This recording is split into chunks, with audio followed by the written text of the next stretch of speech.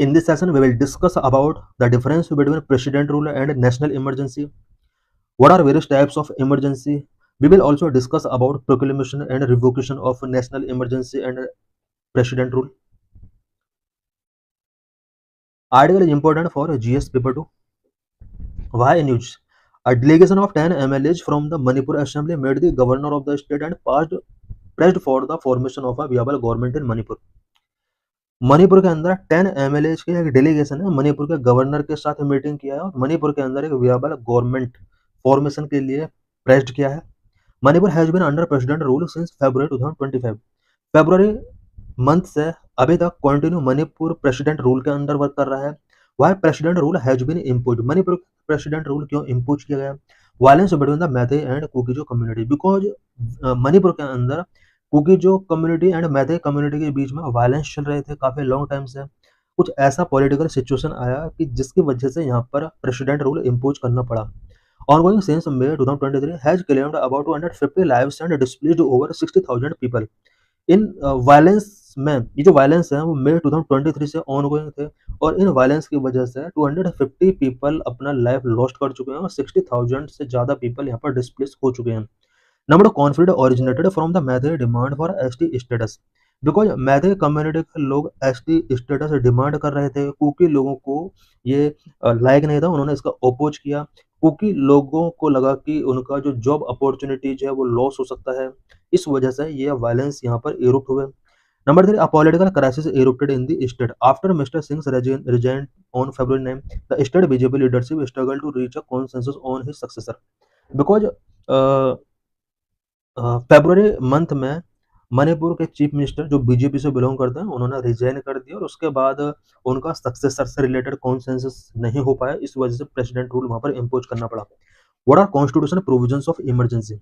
Emergency से related constitutional provisions क्या क्या है? Taken from the German constitution. Emergency provision German constitution से टेकन किए गए हैं। Outlined in part 18 of the Indian constitution, protect India sovereignty unity and security. Emergency provision constitution के part 18 के अंदर प्रोविजन किए गए हैं जो कि इंडिया की सॉवरेनिटी यूनिटी एंड सिक्योरिटी को प्रोटेक्ट करते हैं। They empower the central government to address extraordinary crisis by temporarily assuming control to ensure stability and safeguard the democratic framework. Emergency के अंडर सेंट्रल गवर्नमेंट को extraordinary power मिल जाती है so that democratic framework को stability ensure किया जा सके, उसका सेफगार्ड किया जा सके। The Constitution provide for 3 types of emergencies: national emergency, state emergency and financial emergency. National emergency article 352 के अंदर प्रोविजन की गई है। स्टेट इमरजेंसी और प्रेसिडेंट रूल आर्टिकल 356 के अंदर प्रोविजन किया गया है एंड फाइनेंशियल इमरजेंसी आर्टिकल 360 के अंदर प्रोविजन की गई है। In Manipur the president has proclaimed a state emergency popularly known as president rule और कॉन्स्टिट्यूशनल इमरजेंसी। मणिपुर के अंदर प्रेसिडेंट ने स्टेट इमरजेंसी यहाँ पर प्रोक्लेम की गई। स्टेट इमरजेंसी को प्रेसिडेंट रूल या कॉन्स्टिट्यूशनल इमरजेंसी के नाम से भी जाना जाता है और 356 आर्टिकल के अंडर प्रेसिडेंट अपनी पावर को एक्सरसाइज करता है स्टेट के अंदर। This fulfil the union's obligation under article 355 to protect states against external aggression and internal disturbance. Constitution के आर्टिकल 355 के अंदर ये प्रोविजन किया गया है कि किसी स्टेट के अंदर अगर इंटरनल डिस्टर्बेंस या एक्सटर्नल एग्रेशन से रिलेटेड कोई अगर सिचुएशन पैदा होती है तो उस कंडीशन में यूनियन गवर्नमेंट का ऑब्लिगेशन होता है कि वो स्टेट को इन सब सिचुएशन से प्रोटेक्ट करे। When states constitutional machinery fail due to non performance और mal performance, article 356(1) empower the president to issue a proclamation. अगर किसी स्टेट का कॉन्स्टिट्यूशनल मशीनरी फेल हो जाता है उस स्टेट के अंदर गवर्नमेंट के नॉन परफॉर्मेंस या मेल परफॉर्मेंस की वजह से, देन आर्टिकल 356(1) के अंडर प्रोविजन किया गया है कि प्रेसिडेंट उसके स्टेट के अंदर प्रेसिडेंट रूल इम्पोज कर सकता है। This effectively transfer all executive functions of the state to the center and legislative functions to the parliament while leaving the high court power unaffected. President rule के under उस state के जितने भी executive powers होती हैं वो centre के पास आ जाती हैं और जितनी भी लेजिस्लेटिव पावर होती हैं वो पार्लियामेंट के बिफोर आ जाती हैं, बट हाई कोर्ट की जो पावर होती है वो अनअफेक्टेड रहती हैं। Additionally article 365 provide that if a state fail to comply with any union direction, under constitutional provisions the president may declare a constitutional emergency.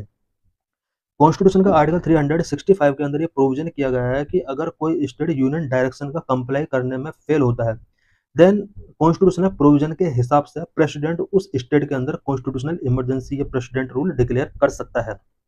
It means article 365 के under president को ये power है कि अगर central government की बात है, अगर नहीं मानता है स्टेट गवर्नमेंट, तो वहां पर इस बेस पर भी कॉन्स्टिट्यूशनल इमरजेंसी या प्रेसिडेंट रूल इम्पोज किया जा सकता है। Proclamation must be laid before each house of parliament. जो भी प्रोक्लेमेशन होता है प्रेसिडेंट के द्वारा स्टेट के इमरजेंसी से रिलेटेड, इस प्रोक्लेमेशन को पार्लियामेंट और बोथ हाउस के बिफोर रखना होता है। एज पर article 356 the proclamation must be laid before each house of parliament and unless approved by a simple majority in both houses it ceases after 2 month. Parliament का both house के द्वारा simple majority से इसे पास कराना होता है। अगर ये पास नहीं होता है तो इस प्रेसिडेंट रूल को या कॉन्स्टिट्यूशनल इमरजेंसी को 2 मंथ के अंदर सीज होना होगा। इट मीन्स 2 मंथ के बाद इसको रिवॉक करना होगा। Effective for 6 month once approved it remain effective for 6 month from the proclamation date with further 6 month extension require additional parliamentary approval. एक बार पार्लियामेंट के बोथ हाउस के द्वारा अगर प्रेसिडेंट के प्रोक्लेमेशन से रिलेटेड अप्रूवल पास हो जाता है तो कंटिन्यूस 6 मंथ के लिए ये प्रोक्लेमेशन इफेक्टिव रहता है। नेक्स्ट 6 मंथ के एक्सटेंशन के लिए एडिशनल पार्लियामेंट्री अप्रूवल की नीड होती है। Renewable beyond 1 year is allowed only in 2 conditions. अगर 1 साल के बाद इसको रिन्यू करना है तो उसके लिए 2 कंडीशंस होती हैं। Number 1, in emergency has been declared in the country और any part of the state.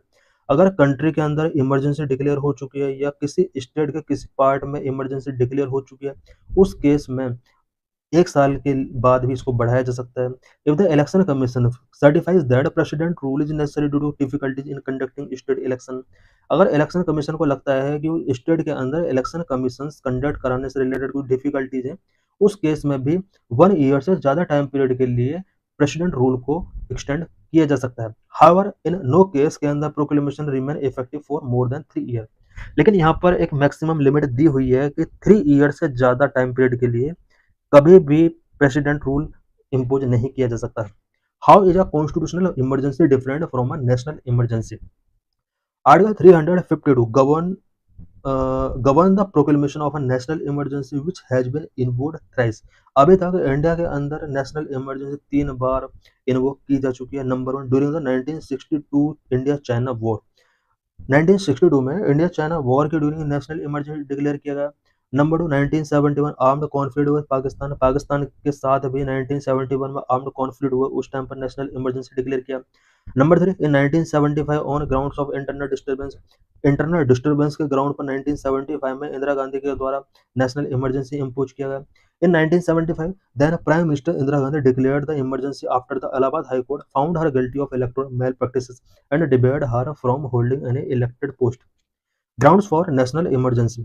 Unlike a state emergency, national emergency is proclaimed if any part of territory is threatened by war, external aggression, or armed rebellion.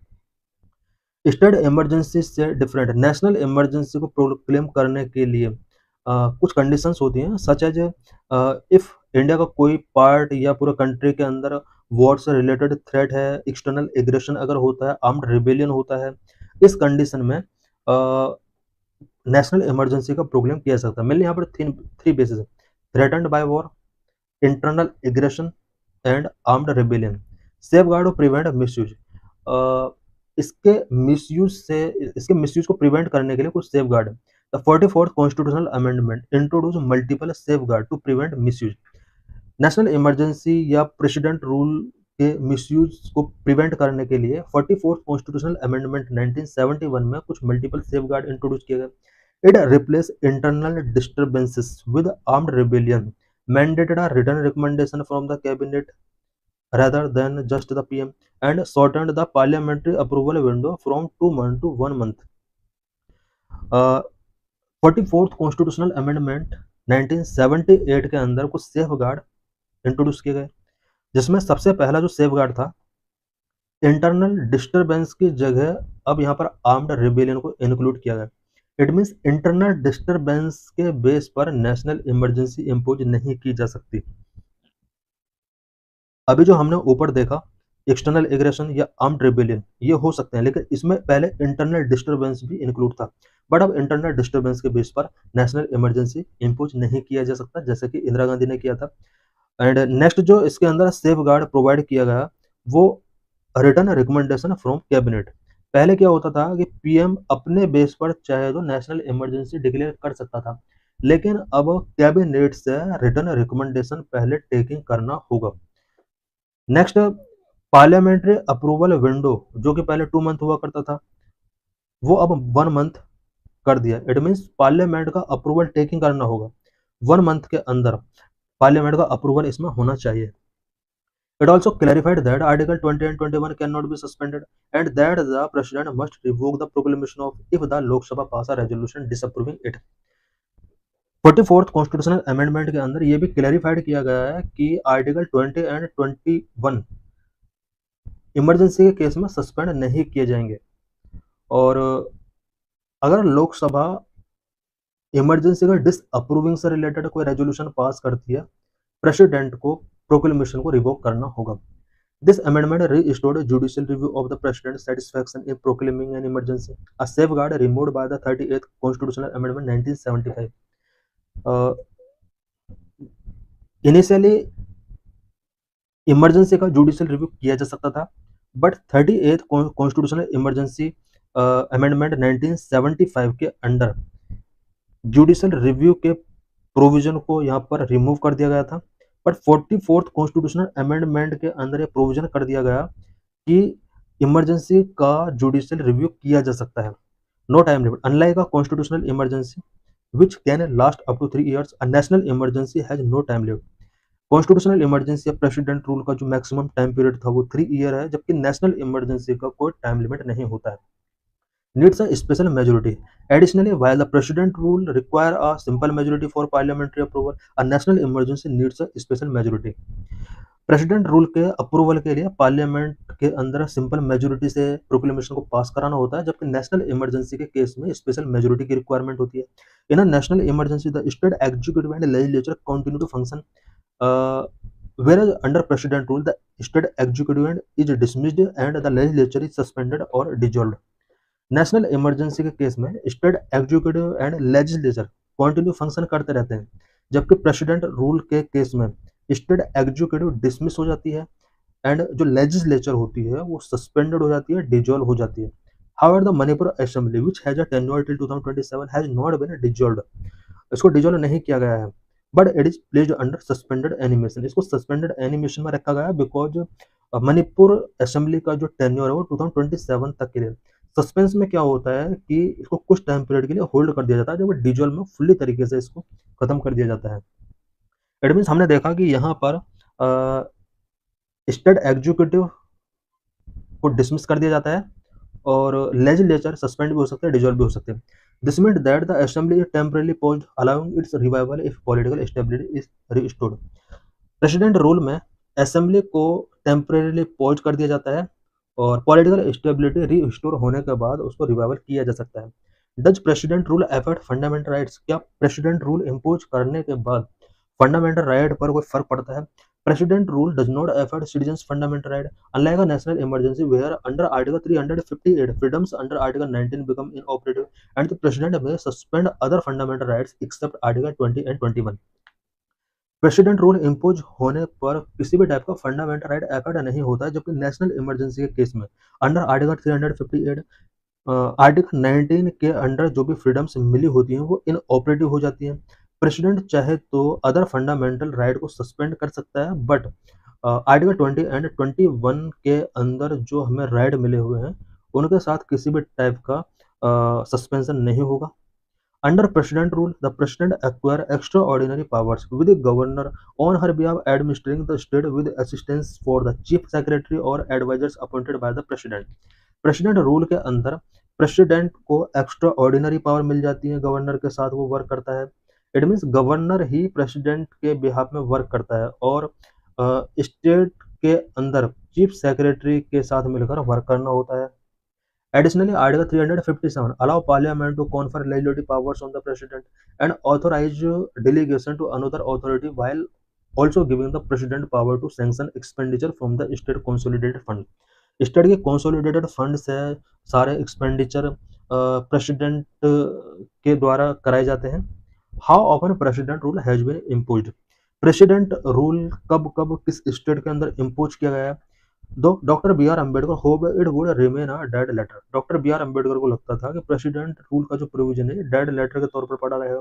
134 times across 29 state and UTs. अभी तक about 29 state and UTs के अंदर about 134 time president rule impose किया जा चुका है. President has been imposed nearly 134 times across 29 states and UTs since the Constitution took effect in 1950, reflecting its dual role as both a crisis management tool and a politically contentious measures. Constitution के starting से लेकर यानी 1950 से लेकर अब तक India के 29 state and UTs के अंदर about 134 time president rule impose किया जा चुका है.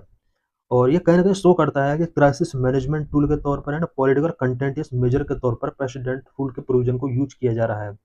Punjab. The very first application of article 356 occurred in 1951 इन पंजाब. पहली बार प्रेसिडेंट रूल के प्रोविजन का जो यूज किया गया है वो 1951 में पंजाब के अंदर किया गया था. Manipur is tied with UP for the most frequent imposition of president rule. Manipur और यूपी ऐसे स्टेट हैं जहां पर most frequent time president rule impose किया जा चुका है. इट मीन्स 10 टाइम दोनों स्टेट के अंदर किया जा चुका, बट मणिपुर के अंदर अब ये 11 टाइम हो चुका है. Longest president rule in Manipur lasted 2 years and 157 days. Manipur के अंदर लॉन्गेस्ट टाइम पीरियड के लिए जो प्रेसिडेंट रूल रहा है 1969 से 72 तक कंटिन्यू रहा है, अबाउट 2 years and 57 days तक के लिए. Jammu and Kashmir hold the record for the longest cumulative duration over 12 years due to militancy and separatist movement followed by Punjab and Puducherry. Jammu and Kashmir के अंदर लॉन्गेस्ट क्यूमुलेटिव ड्यूरेशन के लिए president rule impose किया गया है. अबाउट 12 ईयर प्रेसिडेंट रूल रहा है. वहीं पंजाब के अंदर 10 ईयर तक लगभग प्रेसिडेंट रूल रहा है. उसके बाद पुडुचेरी 7 ईयर तक रहा है. What are the supreme court said about the use and misuse of president rule. President rule के यूज एंड मिसयूज से रिलेटेड सुप्रीम कोर्ट का क्या गाइडलाइन रहा है. In the landmark SR Bommai versus union of India judgment supreme court held that the president's power under article 356 is conditional not absolute and that any proclamation is subject to judicial review. Supreme court का कहना था कि article 356 के अंदर जो president की power से related condition है वो कंडीशनल है, वो एब्सोल्यूट नहीं है एंड जुडिशियल रिव्यू का सब्जेक्ट है. अगर किसी स्टेट के अंदर प्रेसिडेंट रूल इम्पोज किया जाता है तो जुडिशियल रिव्यू का सब्जेक्ट हो सकता है. Both the supreme court and high courts can strike it down if found malafides और बेस्ड ऑन इररिलेवेंट और एक्सट्रेनियस ग्राउंड्स. सुप्रीम कोर्ट का कहना था कि अगर प्रेसिडेंट रूल का ग्राउंड इररिलेवेंट है या एक्सट्रेनियस ग्राउंड उसका रहा है, हाई कोर्ट या सुप्रीम कोर्ट प्रेसिडेंट रूल को स्ट्राइक डाउन कर सकती है. The top court further clarified that the president cannot dissolve the assembly without parliament's approval and that the center must first issue a warning notice to the hearing state seeking an explanation. Top court ने कहा, ये clarified किया कि president without parliament के approval किसी भी state assembly को dissolve नहीं कर सकता. Once proclamation, the state government has to go as two government in one sphere is impermissible. Moreover, the Supreme Court clarified that president rule must be invoked only for breakdown of constitutional machinery, distinct from ordinary law and order failure and never for political gain. Supreme court ने ये clarified किया कि president rule जो invoke होना चाहिए वो only constitutional machinery के breakdown के केस में होना चाहिए. पॉलिटिकल गेन के लिए कभी भी प्रेसिडेंट रूल इम्पोज नहीं करना चाहिए. This is PYQ related to this article.